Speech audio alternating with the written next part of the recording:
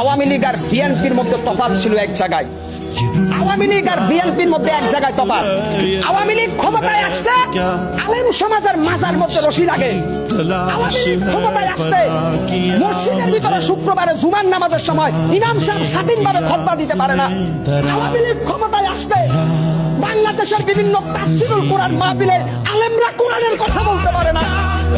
আর BNP ক্ষমতায় আসলে জাতীয় সংসদে কোরআনের আয়াত থেকে কথা বলে। বিএনপি ক্ষমতায় আসলে বাংলাদেশের প্রত্যেকটা জেলায় মানুষ কোরআনের পক্ষে সোচ্চার কণ্ঠে কথা বলতে পারে। বিএনপি ক্ষমতায় আসলে এদেশের কোনো আলেমকে জেলখানায় যেতে হয় না। বিএনপি ক্ষমতায় আসলে এদেশের রাম বাম নাস্তিকরা কোরআনের বিরুদ্ধে কটূক্তি করার সাহস পায় না।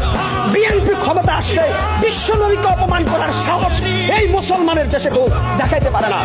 কেন আজকে বিএনপির নামে প্রপাগান্ডা?